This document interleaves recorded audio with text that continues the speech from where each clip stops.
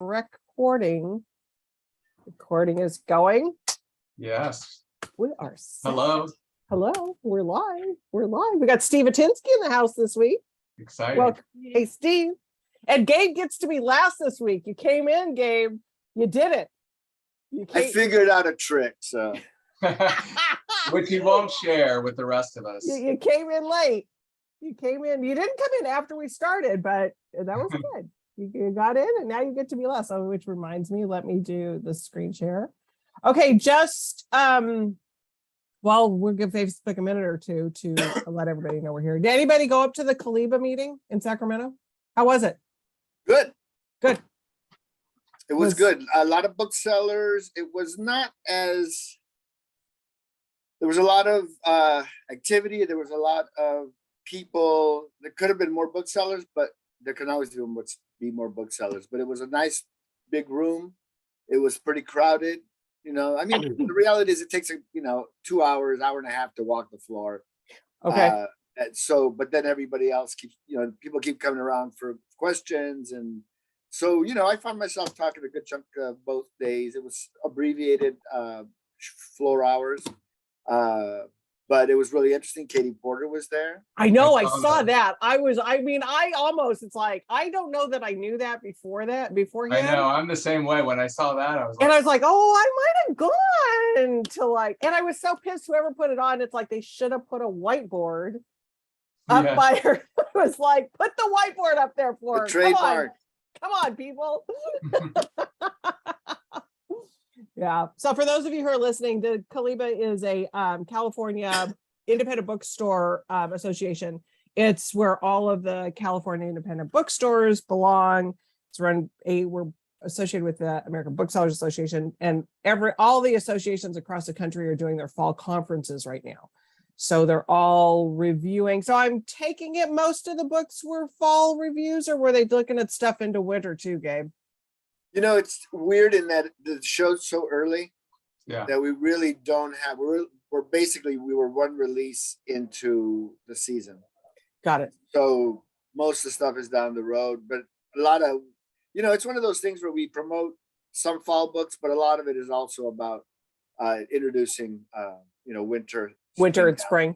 Okay. March, okay. There. That is the one thing. Yeah. Go ahead, Andrea. Just lots of galleys. That's the one thing I miss about doing the live stuff is that freaking galley room. Yeah. Because I always love seeing although I get sent a lot, which I love, but I also like a kid in a candy store walking in the galley room and what looks the good? Things you haven't gotten yet. And why haven't you gotten that? Why haven't I gotten that? What looks good? What's coming? Speaking of, and nobody here reps this, and this isn't coming out till April next year, and it's called Death of a Bookseller. Oh my God. So I'll be talking about it later, but I just finished this. So talk about next year. I can't wait to hear what Deborah has to say about it, Gabe. It's a little too close to home. Yeah. What's that, Andrea? A little too close to home, Oh yeah, but it's yes. I mean, it's definitely the two protagonists are definitely younger than me. So it appeals to that younger bookseller crowd, but oh my God, she just nails all of it. It's pretty funny. Okay. Is the author a former bookseller? I believe yes. And she is also, she's based in London. She co-hosts What Page Are You On? It's a podcast. She's a writer, editor, podcaster, and former bookseller. So yeah. Cool. Good. Okay, we got lots of booksellers. We got lots of good books to talk about. So it's going to go Steve, Tom, Andrea, Gabe. So Steve, take it away. All right. Well, hi, everybody. I understand that you heard about this book last week, I think from Amanda, if I'm right. And it's Maggie O'Farrell's new novel, The Marriage Portrait. So I know that Warwick's has a lot of Hamnet lovers and fans. I think it's been probably one of your favorite hand sell books over the last couple of years. And she hasn't missed a thing with this new book, The Marriage Portrait. It's another historical novel. It's set in the 16th century, and it tells the story of the young Duchess, Lucrezia de' Medici, and she is the third youngest. She's the third daughter of the Grand Duke, and she's kind of the odd kid in the family, and no one pays much attention to her, and that's okay with her. She just kind of runs around the palazzo, and she's very artistic. She's really intelligent, though they don't recognize that at first. But when her older sister dies, and her older sister was betrothed to the Duke of Ferrara, and then the Duke decides, I'll marry you instead. So all of a sudden, she's at 16, she's been chosen as a bride, and that just propels her into this world that she's not ready for, which is the world of the Duke, living in his grand villa, or his villa, and she's now separated from her family and her servants, who are some of her best confidants, and she quickly surmises that he's poisoning her and wants nothing more than her to be dead. So that's kind of the setup, the premise for this newest from Maggie. She's just such a great storyteller. She sets the scenes so beautifully. The detail is all there, and just plus really powerful emotionally. And I know for those of you who read Hamnet, you know how powerful an emotional storyteller Maggie is. So it's been out about a week now, and it's The Marriage Portrait by Maggie O'Farrell. And yeah, we talked about last week. It's so good. It's just Hamnet, I'm probably one of the few, but there are lots of people who loved Hamnet. I love Maggie O'Farrell from the day. In fact, I just found it the other day, The Vanishing Act of Esme Lennox, and Amanda put that in last week too. She's such a good storyteller. And this one, because it's got a little bit of that, and I was telling Steve last week, I was telling him that I was thinking it was Catherine de Medici, Lucrezia Borgia. Oh, yeah, I was thinking it was Borgia. So I got Borgia in my brain. I'm going, this isn't making sense. And then all of a sudden it's like, oh no, she's de Medici. So I had Borgia in my brain when I started it. Yeah. Because same church, different pew. Yeah, exactly. Yeah, because she's, talk about, that's another character that's just like woohoo. But anyways, no, this is really good. I loved Really it. good. And I think that hopefully if last week didn't pique your interest, hopefully Steve's talking about it this week will pique your interest. And I know you guys have, what is it that where you can download audiobooks? People can. Libro.fm. Libro, because Maggie reads the audiobook. So if that's something you want to do, or do both, you can do that too. Oh yeah. Oh, that's a really good idea. Oh, I'd love to hear that. I might have to go look at that. I think I'm going to do that too. Yeah. All right, Tom Benton. Okay. So my first book is Killers of a Certain Age by Deanna Raybourn. So this is out, I think, last week. Okay. And it's a very, fantastic high concept premise. So you've got 4 women, Billy, Mary Alice, Helen, and Natalie.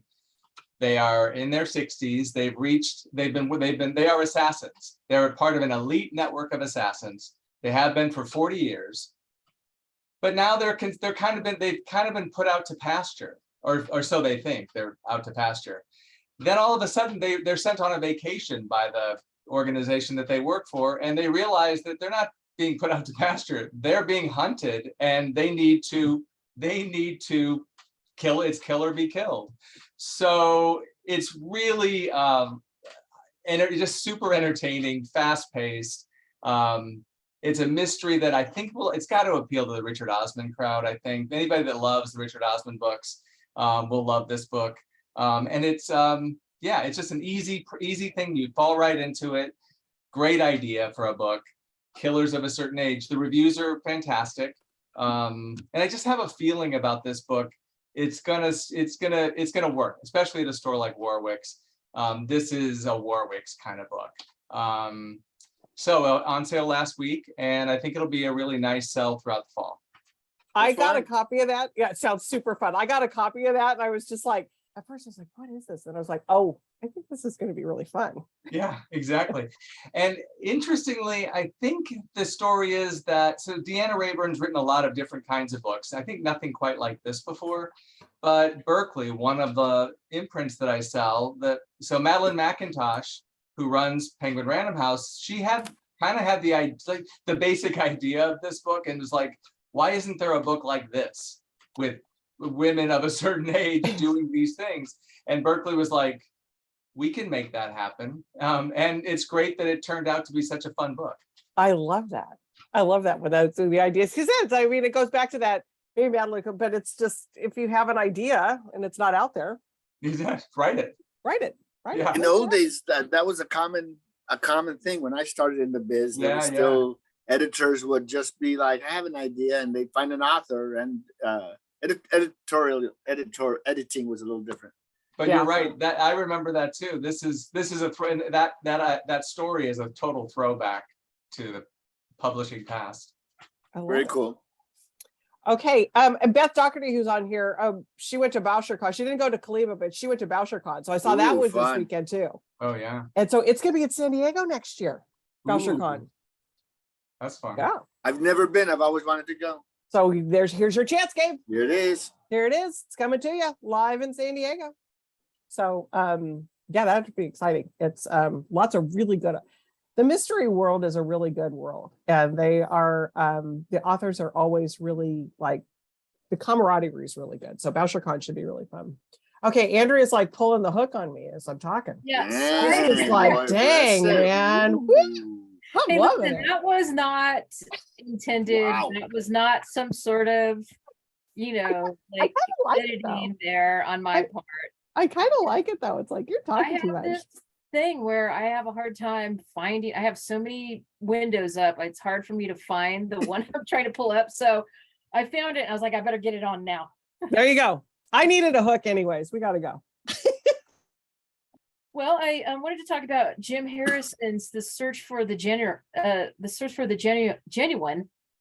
nonfiction, 1970 to 2015. Tomorrow is the first ever Jim Harrison Day, and this publishes officially tomorrow. And this is the first general collection of nonfiction from Harrison in 30 years. And what a collection it is. It really just showcases the range of his nonfiction talents. It includes writing on hunting, fishing, writing, food, of course, food and wine. He was like a magisterial food writer. And it's really just a beautiful collection. If you don't know who Jim Harrison is, he started out as a poet. He was discovered or brought to the attention of the literary world by Denise Levertov back in the day. And here's a collection. This isn't mine.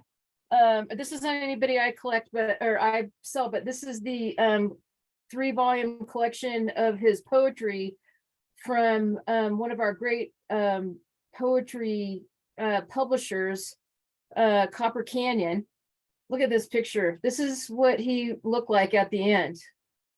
I had the honor and privilege of going to a little town in southern Arizona called Patagonia. And my boss said that he'd probably be drinking beer at the wagon wheel. And sure enough, he was there.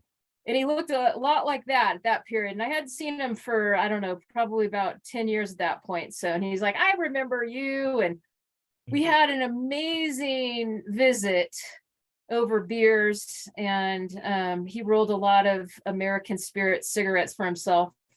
And then some tourists came. His doctor brought some tourists who were scientists and doctors from all over the world that wanted him to sign a movie tie-in.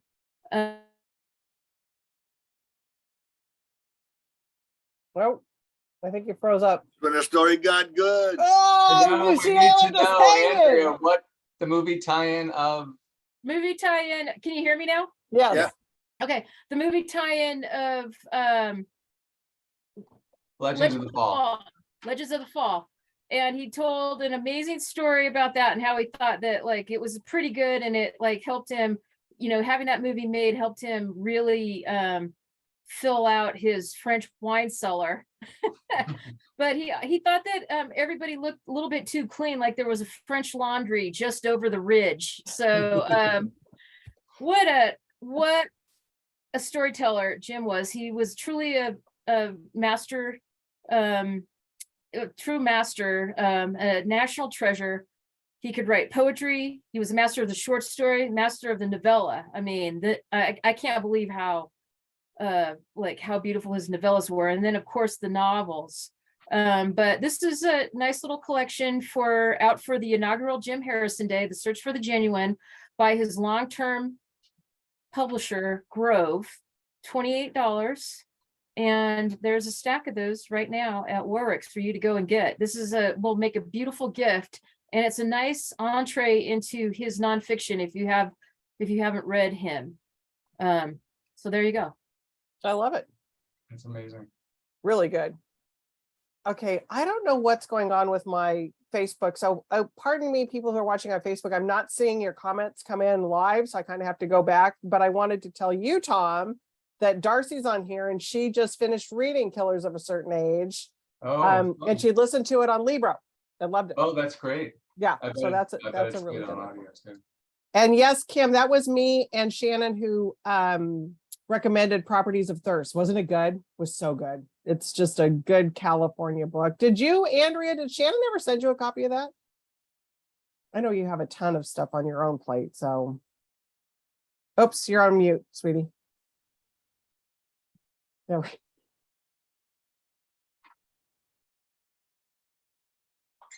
Yes, I have it. Yes. Yay! Sorry, guys. I want to say that some of the very best stories on Tea Time have come with Andrea over drinks with someone. Right? Could be an author, not always an author. Fantastic. They're always I know. perfect. They always are. That, I mean, to me, Jim, I mean, to have that whole experience had to have just been wild.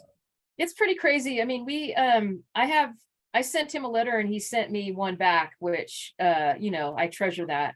For But sure. that's the thing. That's the really one of the great things about being in this business. It's truly one of the you know, one of the last glamour industries, right? Where we get to hobnob with amazing authors, like, you know, If you're a people who are, like, nerd. you And know, I'm such a nerd. I went back and looked at my pictures of some of the authors I've met. I'm like so lucky. Some of the Yeah. some of the people I've met back. It's like it's really kind of cool. All right, we're like lagging here. So Gabe, take it away. Whew. Finally. See, that's what you get for being last, though, dude. You That, got- true that. Do that. That's No that's the way complaining. it No complaining. is. Far be it from me to complain. You and me. Hey, let's go drink. And to the point of Andrea and her drinking stories, like they say, no great story ever started. We sat down to have a salad, you know. Exactly. So, who knows Buzz Bissinger? Everybody knows Buzz Bissinger. Friday Night Lights is an iconic book, was an iconic movie, was an iconic television show. Got a lot of mileage out of Friday Night Lights. He hasn't written a major novel, and that was a surprise cultural thing. Look at America. And he hasn't had a hit like that in a long time. But tomorrow we are putting on sale, The Mosquito Bowl, a game of life and death in World War II. It is a story it's a war story. It is, when I was a kid, I was born 15 years after World War II. I grew up watching Saturdays was war movies, always World War II movies. Go to the movies, what are you going to watch? A war movie. It was a constant presence, World War II. I read The Rise and Fall of the Third Reich when I was in the 5th grade and got an early jump on it. And then I kept just reading Nazis and World War II. You just sort of, that's what was available, you know?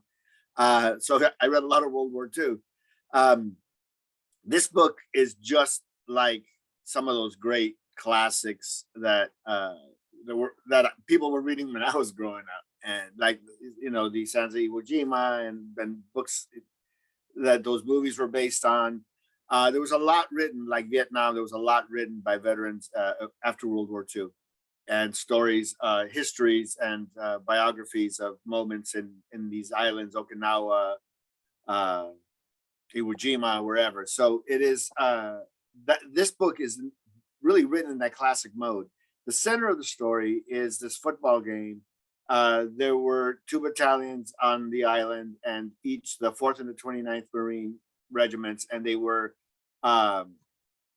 loaded with this football talent. Like 65 of the people that played in this Mosquito Bowl went on to play professionally or were drafted into the NFL. There was like 16 All-Americans there. The captains of football captains, previous captains of Notre Dame, Northwestern, and Brown were on the island. So there was this abundance of football talent. So they decided to have a football game. I don't know if most of you know, the invasion in Okinawa lasted something like 2 months, 2.5 months. It was a long time on that island. Something like 110,000 Japanese were killed in Okinawa. Something like 60 to 100,000 civilians are estimated to have been killed in Okinawa. There was a miserable place to be for 2 months. And this football game sort of became the, morale builder of sorts. And so around that framework, Buzz Bissinger works his magic, and the book becomes all about America was at a certain place. Even after World War I, there was still an innocence in America. And then everything that the war took from us, everything that we succumbed to because of the war, and a lot of things that have occurred and where we are today is because of the war. But so this battle and this football game become the microcosm through which he explores the loss of America's innocence. That is the sort of the focus of the book as we entered a different time and the nuclear age and paranoia. And we found ourselves in a very different America after World War II. So brilliant writing. It's a page turner, and it goes on sale tomorrow. Okay. Fans of Boys in the Boat kind of book? Oh, absolutely. Okay. Yeah. That's This what I would narrative do. is so, the narrative on this thing is so pace driven. That's I think the writing about war, you can write pacey. You can, Right. everybody knows what happened, but you Right. play with that a little bit. And I think Yeah. we just created really a digestible, readable piece of nonfiction. Yeah, no, it sounds really good. It sounds, very much the Friday Night Lights is just, that's awesome. If you haven't read that, go back to that. He's really good. Yeah. Well, that was a focus also, on a certain point in time of Right. history of what a cultural history, a cultural study. Yeah. Same kind of thing, I think. And became just a phenomenon. So yay. Okay. That one looks like a good one. That's- Good. That one, you know what? That one looks, that's going to be a really good holiday book. It's Yeah. going to be that you can give Solid this to history. anybody, solid like history, but Good narrative like, nonfiction. yeah, narrative nonfiction. That's what I'm seeing that for. If you don't know like what somebody's tastes are, that sounds like it would be a really good one. Right, I've already got like 2 or 3 people that I know that would be perfect for. Yeah. Yeah. Yeah. It's So just think, so amazing too that somebody can make World War II afresh by finding this Right. little micro story to tell, it's unbelievable that. but it's yet still- has this other bigger thing, like with the whole Yeah. NFL player. I mean, all that stuff that like it impacts. I mean, it's really fascinating. It really is, and like that guy knows how to tell that story too. So Yeah. that should do really well for you guys, Gabe. We're excited. Yeah, we're excited. I think it's gonna be a big hit for, through the holidays and Through the beyond. holidays, for sure. And here's our okay. This was our famous thing during COVID. Are we talking about supply chain issues again this year? We are. So get your copies early. I think we will always be from now on. I think from now on, supply chain is just going to be what we are dealing with. So get your copies early. Okay. And again, everybody, I'm sorry I'm not seeing your comments if they're coming in live. I'm trying to look back and forth, but I don't know what's going on with my computer this time. So whatever. Okay. Steve, what you got? All right. Next up is a book coming out tomorrow from another Warwick's favorite, I believe, Ian McEwan. This is out tomorrow, a new novel from Ian McEwan. It's called Lessons. And I love Ian McEwan, and he's written all kinds of types of books. Some of my favorites are his more suspenseful books that he wrote early on. The last couple books have been a little weird, but fun. He had Hamlet, Hamlet as an embryo in nutshell, which was really fun to read. But I think Atonement has always been his kind of model book or his main book. And in some ways, this is closest to Atonement. I'm not saying it is Atonement, but it's not really a suspense novel. It's a very, and it doesn't have some of the twists, that Atonement had, but it's really one of his more personal books. And I think a lot of things I've read that are coming out now were written during the pandemic. And I think you get a lot more, some real very personal stories that are coming out either in memoir or even in the fiction people are writing. So the main character is a young man. His name is Roland Baines, and he grows up in the late 50s, early 60s. And he's in a boarding school. At 11 years old, he's taking piano lessons from his teacher, a woman who molests him during his lesson. And this totally, as you would think, messes him up for his entire life. And a few years later, in fact, he engages in an affair with her that lasts several years, a passionate affair with this woman. Again, totally messed up. She's totally messed up and possessive of him. Some actress is going to read this book and go, here's my Academy Award, because it's that kind of character that's Kate Blanchett or someone would want to play. So it's a book that stretches over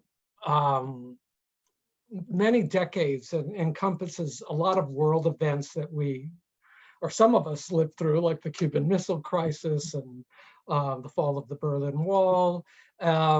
He has a very unsuccessful, mediocre career, but the woman he marries, after she leaves him and abandons him with their child, goes on to be a best-selling author, using him as a character. There's lots of interesting development that goes on. But anyway, it's ultimately kind of a redemption novel, or coming to terms with your own life and how you've lived it. And I just think it's really good. So it's Ian McEwan. He's back with a new novel, Lessons. Ian McEwan's one of those. He's kind of my call of the can kind of. I'll read anything he writes. I mean, it's just like there's always something that it's like, oh my God, Yeah. He's so good. He's so good. He's so good. Yeah, I love him. And we actually, speaking of the Yes. people we get to meet in this thing, we got to host him. This I is remember. pre-pandemic, and he is as lovely as you would want him to be.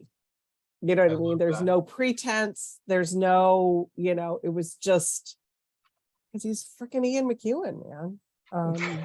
He was It's always really nice Straight when up.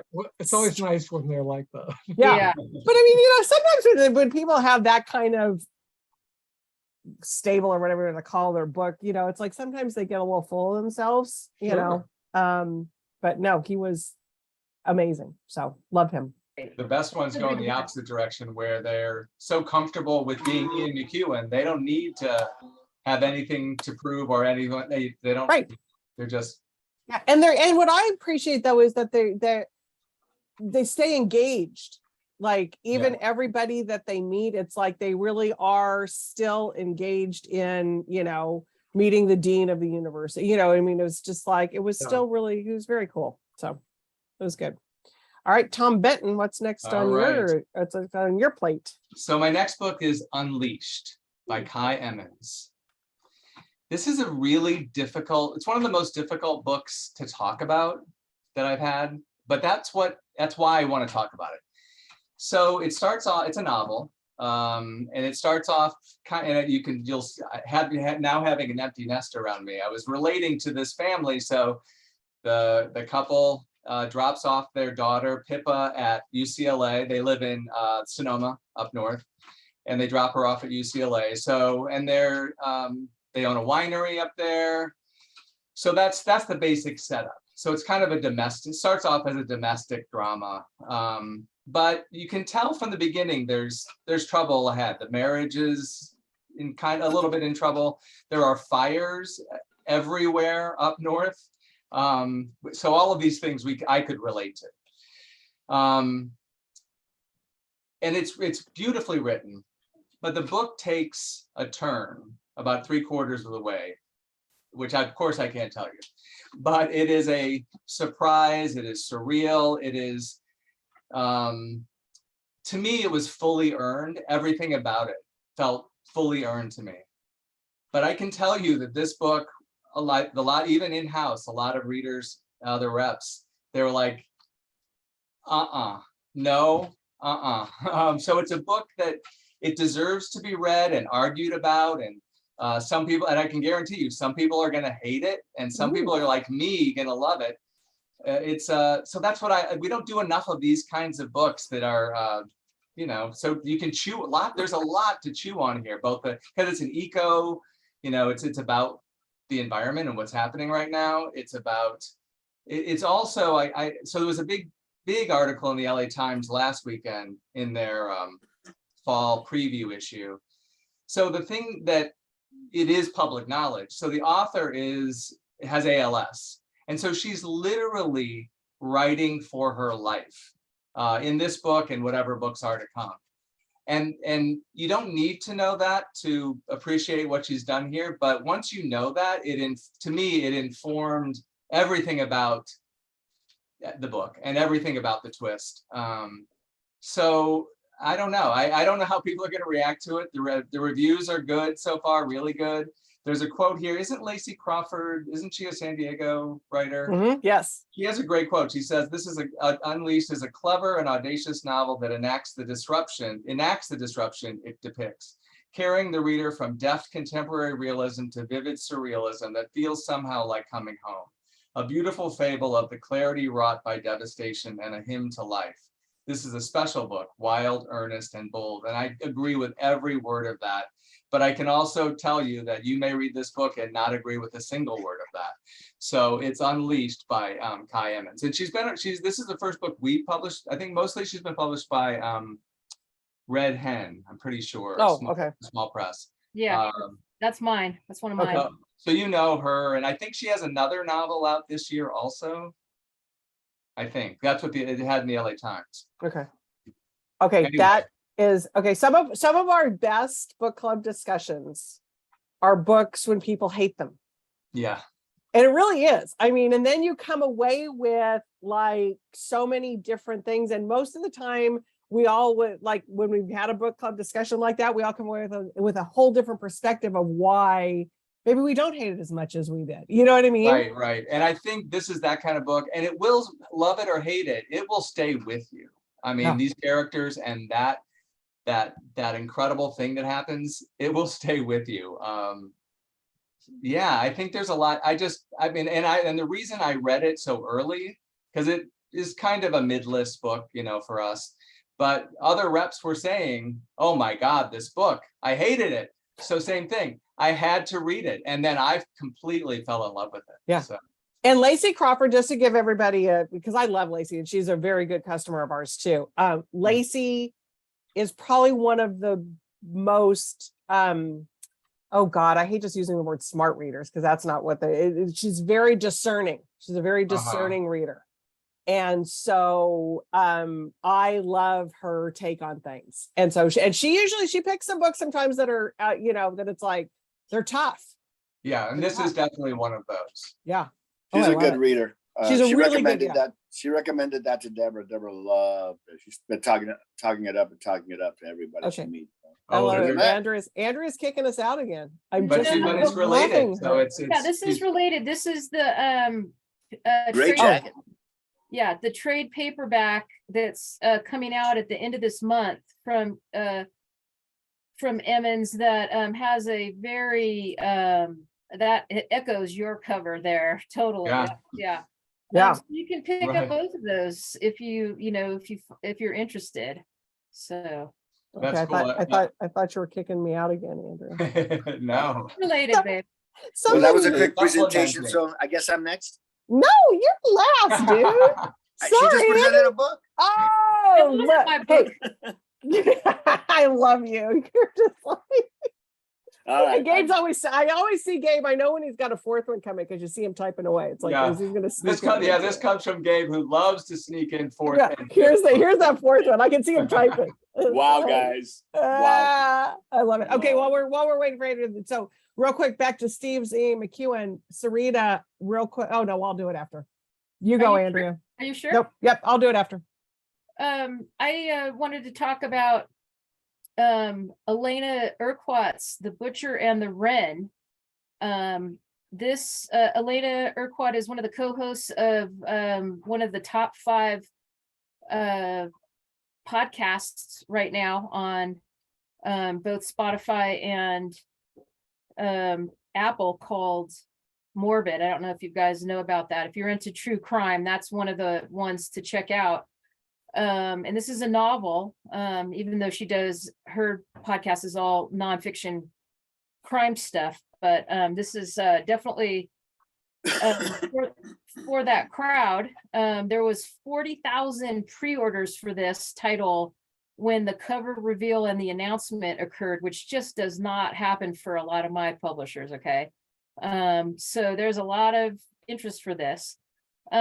So this is her debut novel told from the dueling perspectives of a serial killer and a medical examiner. The butcher is the serial killer, and the Wren is our protagonist, one of our protagonists here, whose first name is Wren. And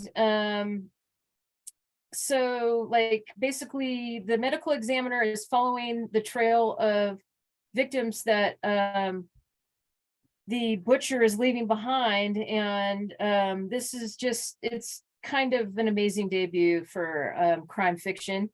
And one of the quotes here from Billy Jensen, a New York Times bestselling author of Chase Darkness with Me, says, when someone, I forgot to tell you, Elena Urquhart herself is a forensic scientist, so she knows her stuff. So she's cut into a lot of corpses, etc. And so really, it's she's got this down. She knows of what she speaks and what she writes. But this is what Billy Jensen says: when someone who cuts open bodies for a living writes a story, it just rings true. The authenticity is there, more than just any writer can bring.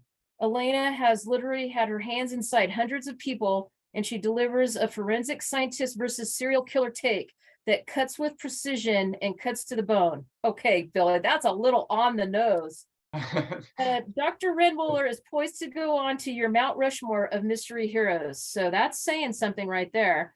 This is out tomorrow as well. It's $27, and it comes from Zando, which is a newish press that was founded by Molly Stern, formerly of the Hogarth Press, under the Crown umbrella back in the day. And she's and Viking before that. Yeah. She's a star, and she's really brought her first couple of books have done well, and I think this one is definitely poised. I mean, I think it's going to go straight to the bestsellers list. So because she's got a built-in audience for this. So, and there's a stack at Warwick's waiting for you. I love it. That sounds so good.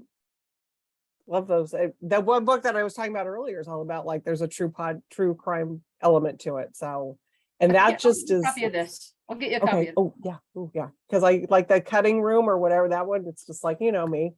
I love my Louise I love Welsh. my little, Yes, that's I a love good my one. little dark stuff. But Sarita, back to your question. So Ian McEwen, and I obviously Atonement is my favorite. But the Cement Garden and on is it Chesil Beach? How do you say it? Chesil Beach? Is that how we say Cecil it? Beach. Chesil Beach. Those are probably Thank you. my top. I love that. All right, Gabe. So I'm gonna go with an old Okay. classic, Robert Harris, Act of Oblivion. Robert Harris's sales in the US have not been what I think they should be. He is a really, really fun writer. He doesn't do the same book every time.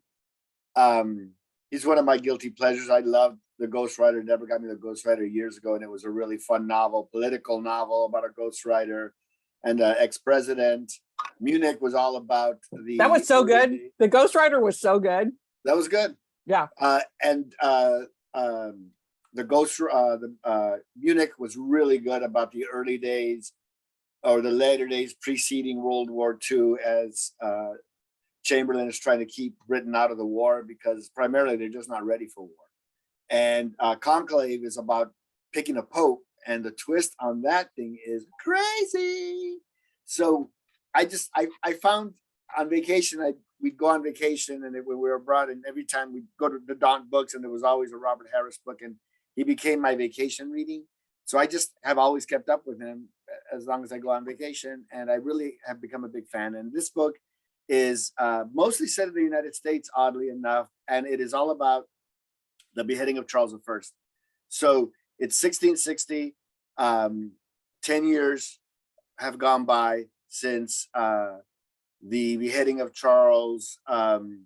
There are two fugitives, General Edward Whalley and his son-in-law William Gough, boarded a boat and left England and headed to the New World. So now we pick up the story 10 years later. The Royalists are back in power. It's 65 of the participants in this plot to kill the king have been captured. Some have been hung, some have been drawn and quartered, others are in prison for life. And our protagonist, Richard Naylor, secretary of the Regicide Committee, is relentless. So this is like, he starts the manhunt, he heads across the seas, and he's in New England looking for these two. So it is a fast-paced novel. It's a little bit interesting, another chapter. He finds these quirky points in time, and he just does a great job. The history is really solid, and he writes a really fun narrative. So I think people should be reading Robert Harris, and I'm going to be talking about Robert Harris. I think this one sounds so good. And I didn't He's a realize lot I didn't realize he wrote Conclave. I haven't read it yet, but that was one when it came. I was just like, that looked right up my alley too. So Yeah, that is all about picking a pope, man, and it was really, really quite good. as this former Catholic, I guess I know, should my say ears former. perked up when I heard about that too. I Yeah, love Fatherland. Was Fatherland the first book? But I mean, It was that his was first big book. that was like the alternative history with Hitler, right? That was Right. if the Third Reich had won. Right. Ooh. Yeah. He's cool. Which I don't normally like alternative histories. Right, I'm the same way, but I remember devouring that. yeah. All right, we really probably do need to do a Lightning round. Really, A really. real lightning round? It's my 35th anniversary today. My husband wants to take me out to dinner. Oh. All right. Lovely, Oh, happy anniversary. congratulations. Thank So you. this is our anniversary gift to you by Thank being you. By being quick. Yeah. I need my cocktail, man. 35 years. Actually, it's more like, I think I've known him though for like 40. It's great. Longer. Yeah. I don't know who needs that cocktail more. He has Who them said every that? day. He Who has said them that? every day. Hey, every day. Okay. All right, Stephen Hinsky. Okay, the real lightning round this time. This is coming out in hardcover in 2 weeks. It's a great new novel from Kate Atkinson, one of my favorite writers. Very quickly, it's based on a real person. Her name was Nellie Coker. She ran a bunch of clubs in London in the 1920s. And it's the story of her and her family. And then there's 2 missing girls. And then we have a librarian who comes from York to find the girls, and a detective who kind of has a thing for the librarian. There's just a lot going on. I'll talk about it again in a few weeks. You have an anniversary dinner to get to. But it's Shrines of Gaiety from Kate Atkinson, the brilliant Kate Atkinson, and that's out on the 27th. And for those of you who, because we had a lot of Life After Life fans. Yes, So she is the author from Life After Life. So she's so good. she's She's so good. so good. So I know that one keeps, I mean, I've got so many going on, but that one keeps bubbling up and down on my, so I got to get to it. I got to get to Yes. that one for sure. I bet that's a good audio. I'm gonna listen to that on audio too. Oh, yeah. There you go. Okay, Tom. All right, this will be a lightning round because I may have talked about this book once or twice before, Oh, but God. Is it Mike Nichols? where is my Mike Nichols? It's Still Life by Sarah Winman. Out in paperback tomorrow. So this was a Warwick's favorite. It was it was my favorite book of the year. It's the book that I loved reading the most, didn't want to end. That starts off in just after World War II in Tuscany, soldier and the art historian that he meets. And then over the next 40 years, how their lives intertwine, separate.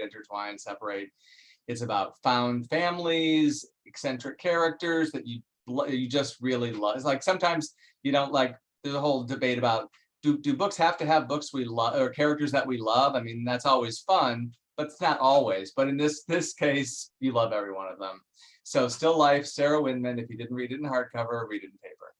That's going to soar in paperback because it's Yes. just like the book clubs Absolutely. are waiting Yeah. for that in paperback. Yeah. So, yeah. And I think, and Warwick's is probably the store of mine that has sold the most copies in hardcover. So this will be a huge Warwick's book. Yeah. Wow, Huge work. Okay. that's great that they've sold so many. Yeah. It's really good. Okay, Andrea. Just really quickly, wanted to talk about Sugar Street, publishing for the first time with Grove Press, Pulitzer Prize finalist and celebrated author of 7 previous novels, comes to us here with a daring and tense, ticking time bomb of a novel, built around a white man on the run from his own identity. This is basically about white radicalization in America, and what a dangerous rabbit hole that can be. And this book just is so, like, the tension is so thick on every page. It's got great pacing.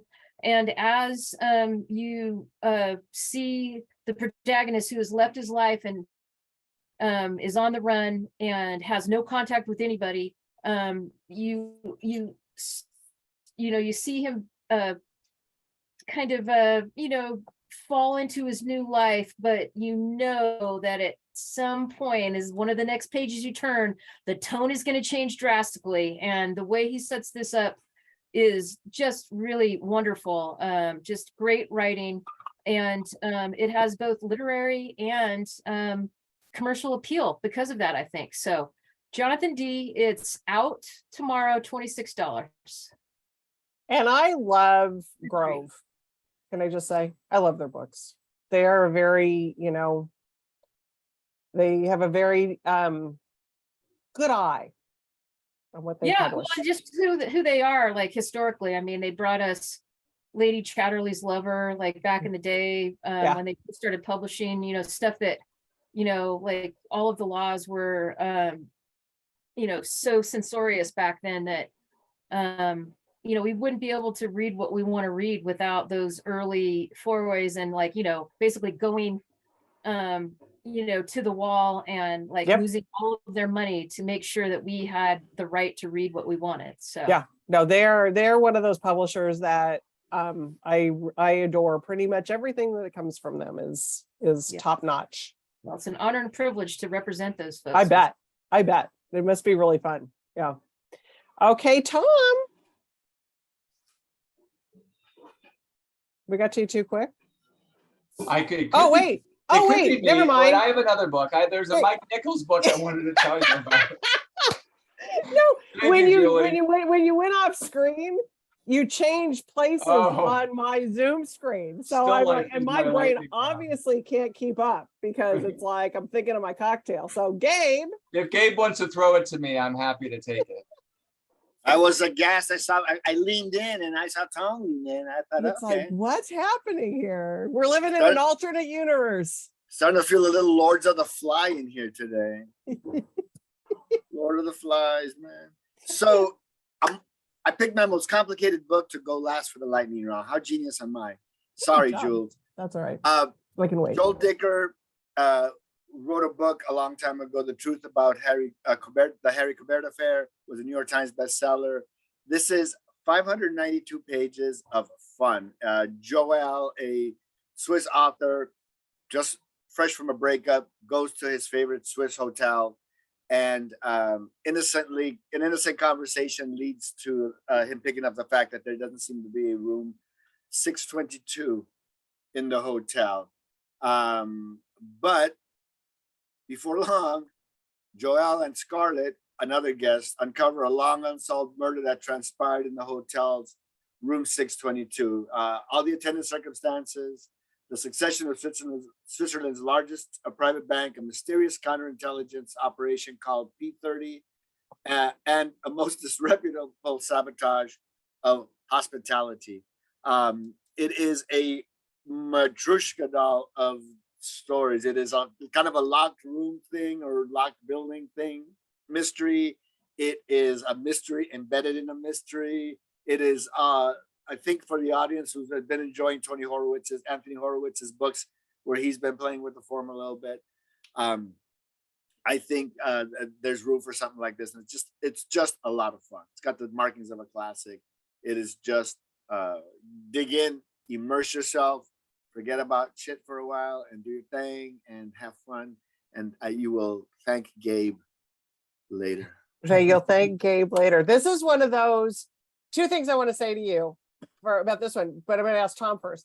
Tom, wasn't this a paperback? Wasn't he original paperback, his first one? That was, yeah, I didn't sell it because it was when I was only Right. selling covers, but it was a big it Penguin. was a big deal. Yeah, big Penguin original.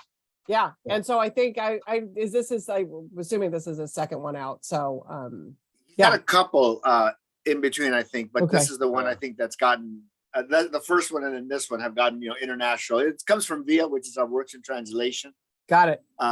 imprint. So, and they're really finding some great stuff. I don't want to compare it to Europa just yet, but they're doing that kind of great editorial where you look Yeah. I look at a Europa book and I'm like, I know it's gonna be a good book, Yeah. No, that's really good. Yeah. VIA's getting into that. We haven't gotten into the minds of everyone like that, but that's what that imprint has been doing. Great. So yeah, writing. I think people are in for a treat with that one. Yeah, sounds great. And Gabe, last week you talked about On the Roof, and it ended up, you already knew it though, didn't you? That it was going to be a Reese Witherspoon pick. Some things you can't say like a day. I was like right on top of that. Yours like right then, and I saw it the next day, and I was like, oh, so that's. But I liked it. Honestly, it was one of my favorites on the list. It's such really strong writing, and Yeah. it So congrats resonated. on it being that, because that's really good for the author and for everybody when those book club books. And you know what? Here's the thing with the book club books. I mean, some of them you like, some of them you don't. They do a really good job of highlighting, like the one that Jenna picked this month is Solito, which is none of it's but it's just like it's a debut memoirist borders. I mean, it was one of my favorite books that I read as a galley last year. And so they're doing a really good job of highlighting some really interesting, good authors. Yeah, So I like that it's across the board. It's really Yeah. interesting stuff like that. It's commercial. Reese does Commercial, some real commercial it's- stuff, yeah. some real provocative stuff. yeah, it's They all good. all bring something a little different, and they're committed.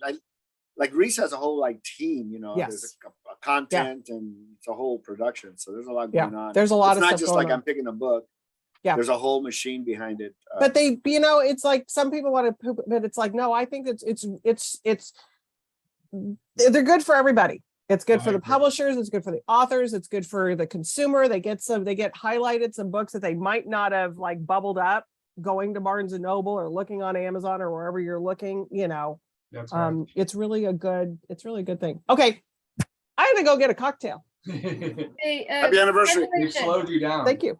Congratulations to you and your husband and your Thank you. family. It's Thank cool. you. I can go drink a martini. Salud. See everybody next week. Have a good Bye-bye. week, everybody. Happy anniversary. Thanks. Bye. Bye. Bye.